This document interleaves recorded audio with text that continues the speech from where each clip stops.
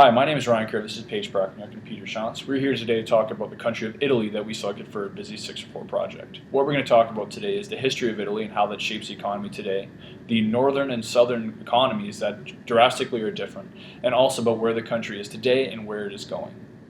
Now we're going to hand it over to Pete, who's going to talk a little about the history of the country. The foundation of Italy's economy can be traced back to the Renaissance time period between 14 and 1600. Individuals felt a great sense of independence and pride in contributing to the economy of city-states at that time, and individuals had a profound impact on it when they were smaller and less populated. Through the unification process of city-states in Italy in the mid-1800s, it saw city-states from the north and south unified into one country. Now this is important because they didn't always share the same cultural values, business practices, or even opinions on economy or religion for that matter. So that's important because today there's still quite a large fracture between the economies in the south, or the economy in the south, and the economy in the north. There's disparity. There's tons of poverty in the south that the north doesn't experience, which we'll touch on later. But it's important because it's created a divide in Italy. Now, moving on, upon the completion of the Second World War, Italy came out on the losing side. They were part of the Axis. Now, it's important because most of the other economies struggled after the end of the war. However, Italy established themselves as a trading partner of the United States, and going back to war in Korea, Italy found themselves in a huge post-war boom, supplying the United States. And this set them on a trajectory that would see them have pretty steady growth, along with other European nations, for the better part of 5 decades. Moving along into the 1990s, it saw the adoption of the euro to the eurozone and the full implementation of the eurozone that we know now.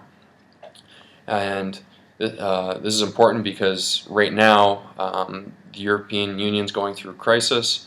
Particularly with Greece kind of dragging everything down, and the future of the EU is currently up in the air. Now, what's important to note about Italy right now is that their public deficit, or public debt, to their GDP ratio is extremely high. In the developed world, they rank second to Greece. Their debt to GDP is fastly approaching 130%. And we'll discuss this more later, but it has severe implications on macroeconomics. There's a current economic divide in northern and southern Italy. In southern Italy, the unemployment rate is much higher than any other country in the European Union. Of the 943,000 unemployed Italians, 70% of them reside in southern Italy, making the unemployment rate 21.7% compared to the 13.6% nationally.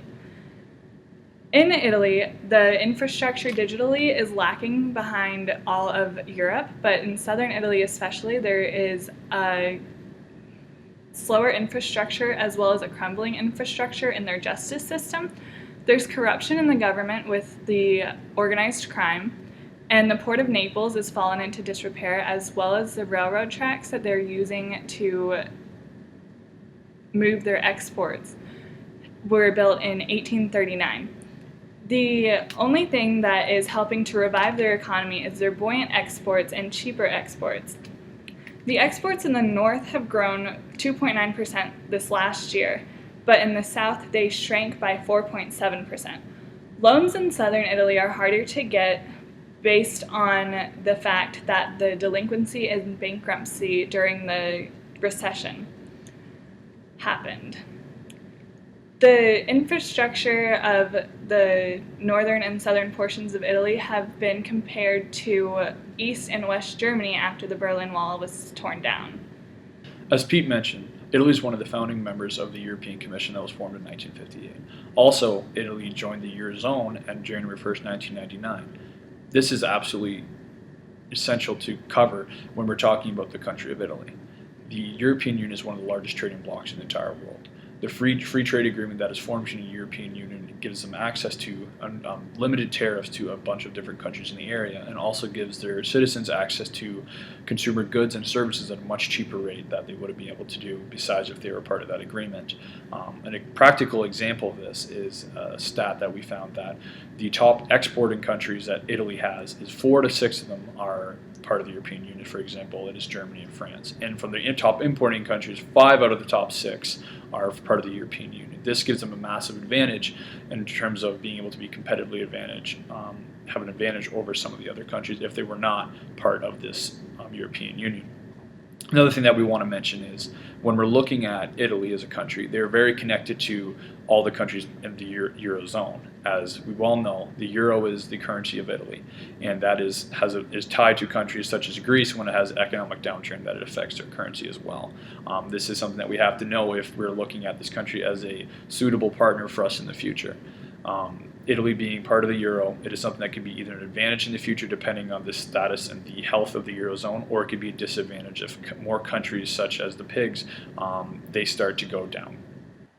I just want to take a brief moment to discuss the economic staples of Italy. What are the goods that are driving the country forwards towards prosperity? As Paige has already mentioned, the predominant amount of economic activity is occurring in the northern part of the country. This is known as the industrial triangle between the big 3 cities of Milan, Turin, and Genoa.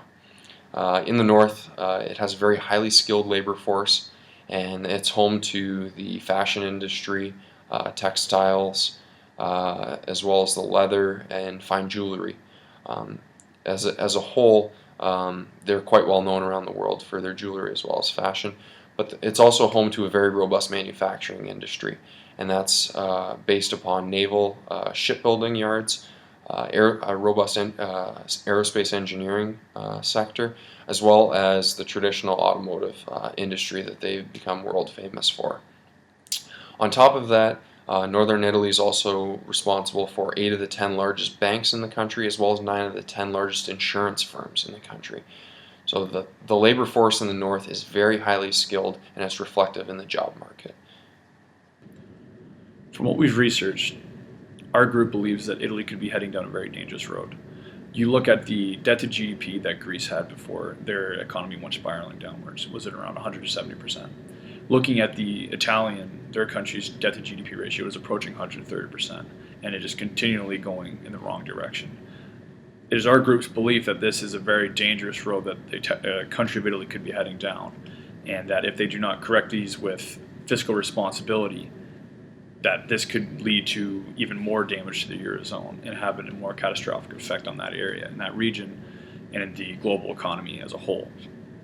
Our recommendations would be to make sure that the government implements a budget surplus. This would be the first thing that would have to be done in order to ensure that this road is not traveled down further, in order to make the cuts happen now, to stop the bleeding, in order to heal the nation as a whole. This is not going to be easy. As we've seen with Greece, that the citizens do not want this. It is something that is not very popular for a leader to come in and do, but it's something that we feel is very necessary.